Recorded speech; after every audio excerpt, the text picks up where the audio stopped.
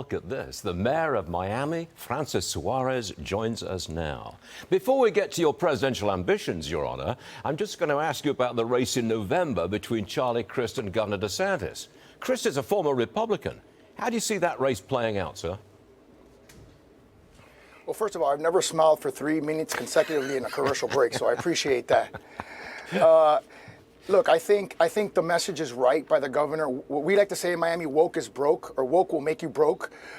And so I think that certainly resonates with Republicans. I think the issue with Florida is that there's a very large swath of independents. I think it's close to a third of the voting population is independent. So, you know, I'm sure the governor will be able to ably navigate that. And as you said, he's someone that's been popular. His policies have been popular, and he's gotten a lot of recognition for them. So I don't anticipate him having any issues, but certainly he needs to contend with some of those dynamics that the former governor, I'm sure, understands as well. Yeah, sure. Your Honor, on Monday, I talked about you as a possible presidential candidate. Smile again and roll tape. You did. Suarez is making a national statement, not a narrow policy for cities. Last time he was on this program, I asked him if he's running for the presidency. He just laughed it off. But Francis Suarez is an up-and-comer with a track record of successful city government. And he says people in socialist states are voting with their feet. Given a choice, they head for freedom and prosperity. That is a powerful presidential message. I bet you liked that, didn't you? You have to like that. You do. I sure so, I don't think you're going to make a run in 2024, but I think you're going to be the keynote speaker at the Republican convention in 2024. And you're laughing again, but I know I'm right. Well, listen, I think the story that we have to tell of the Miami Miracle versus the Washington Nightmare is a very compelling story, right? It's a story of a city that has lowered taxes when we've seen the federal government raise taxes. It's a city that has, which obviously lowers, costs for consumers and for everyday people. We just got our flood mitigation rating decreased, so our propensity to flood has actually gone down, which also reduces insurance premiums.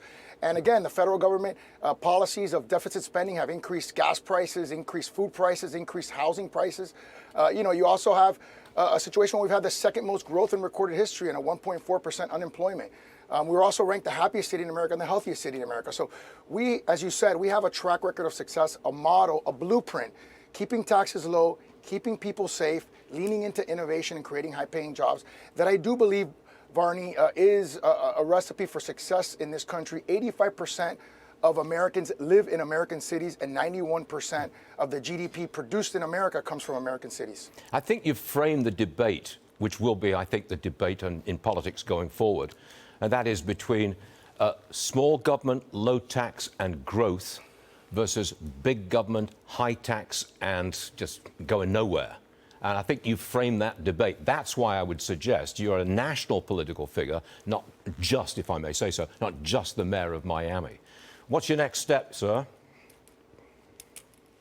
Well, right now I'm enjoying myself. I just got reelected by close to 80%. I was elected initially by 86. And I think the decision of doing something of that magnitude is a major decision with implications for your family, for your city. And I think, it really depends on where the country's at. Is the country looking to move on from one generation to the next? Is the country looking for someone that has a positive, unifying vision for the future? Is the country looking for someone that can, increase the gains with Hispanics that Republicans have made? And is the country looking for someone that understands, tomorrow's technology and how to leverage that for more prosperity? I mean, I think that's really the question that the country's going to have to ask itself in the future, and that will possibly determine my answer. And that's precisely the speech that you're going to make in 2024 to the Republican convention. I'm serious about this. Your Honor, seriously, it's great having you on the show. We really appreciate it, sir. Thank you very much. Great to be with you, Varney. Yes, sir. Great to be with you as always. You got it.